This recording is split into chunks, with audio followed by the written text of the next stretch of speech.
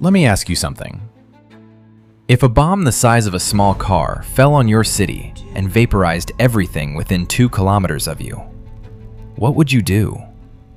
Most people would say, survive, get out, never go near a bomb again for the rest of their lives. Now, what if I told you there was a man who heard that answer and said, let me try that again.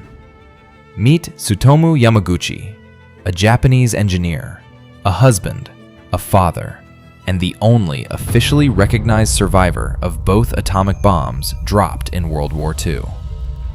Hiroshima, Nagasaki, same guy. The Americans needed 2 bombs to end the war. Yamaguchi needed 0 to survive them. Now, before we get into how one human being managed to be in the wrong place twice in the history of wrong places, let's set the scene. It's 1945. The war is not going well for Japan.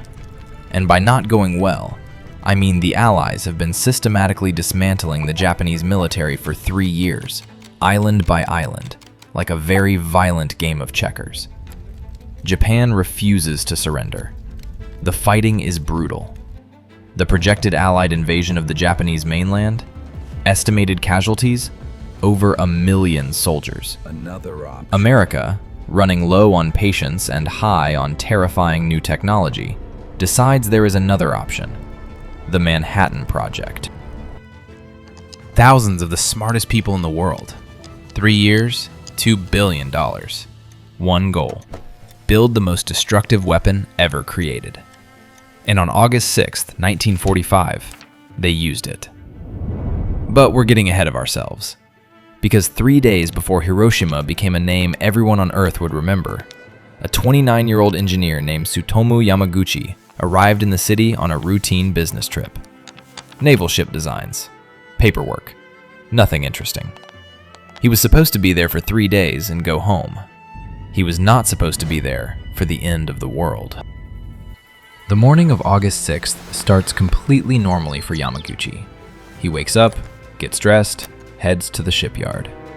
On the way, he realizes he forgot his travel permit back at his lodgings. This is the part where we pause and appreciate that a piece of forgotten paperwork is about to save his life.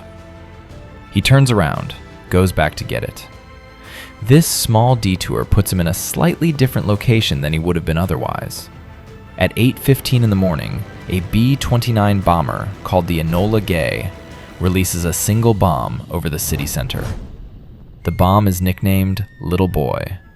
There is nothing little about what happens next. The explosion generates a fireball hotter than the surface of the sun. The shockwave flattens buildings for kilometers. The heat ignites everything it touches.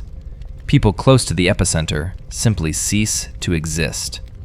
Yamaguchi is 3 kilometers from the blast, close enough to be thrown into the air, temporarily blinded, and have his eardrums ruptured. Not close enough to die. He crawls out of a ditch, badly burned on his arms and face, and looks up at the city of Hiroshima, or what remains of it.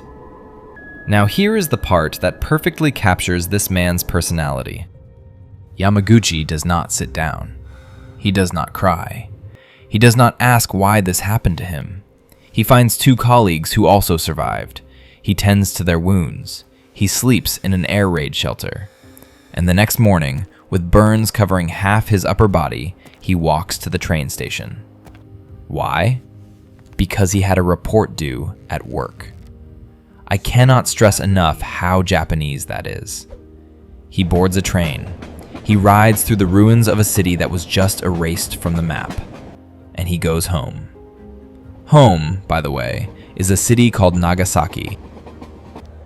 Yamaguchi arrives back in Nagasaki, looking, understandably, like he has just survived an atomic bomb. Because he has. His wife wraps his wounds.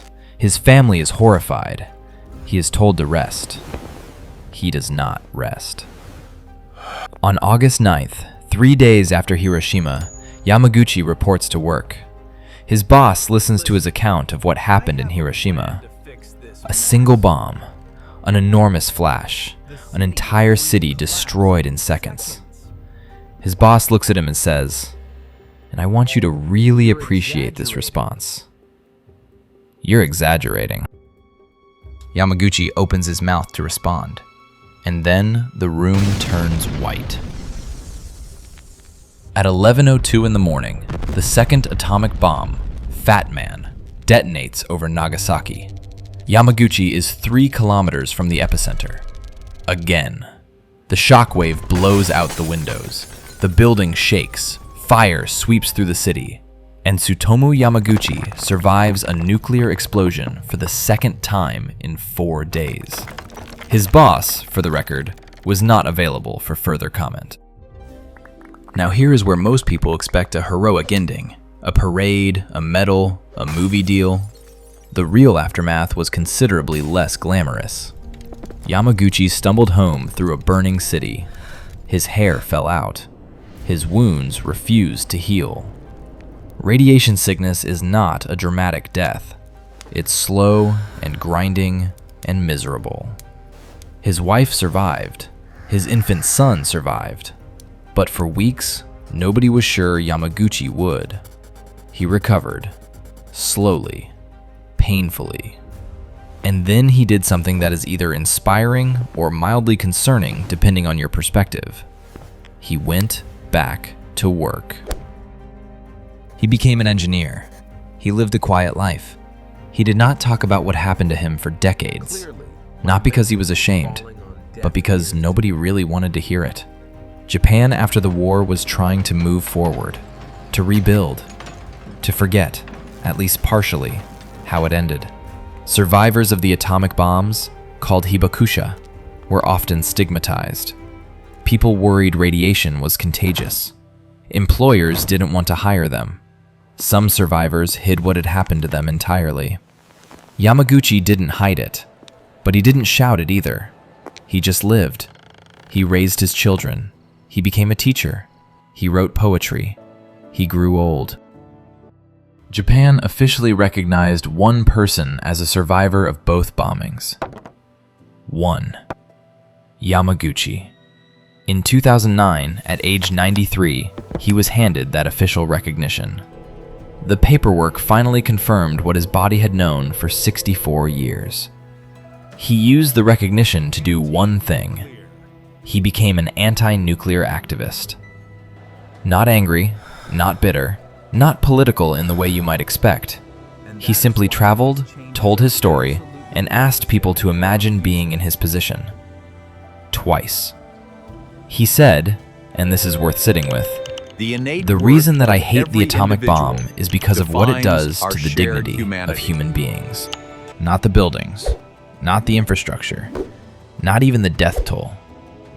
The dignity. A man who was vaporized, burned, irradiated, and forgotten for 60 years, and his biggest complaint was about dignity." Tsutomu Yamaguchi died in January 2010 at the age of 93 of stomach cancer. Whether the radiation contributed to that cancer, nobody officially says, though you can probably guess what historians quietly think. So what do we take from a man who survived the 2 most destructive single moments in human history, filed his work report anyway, and spent his final years asking the world to be kinder? Maybe that survival isn't the impressive part. Plenty of people survive things. What's impressive is what you do with the survival. Yamaguchi could have been defined entirely by 2 dates, August 6th, August 9th. Instead, he chose to be defined by everything that came after, which, when you think about it, is the most human response to an inhuman situation. Or maybe the real lesson here is much simpler. Always double check your paperwork.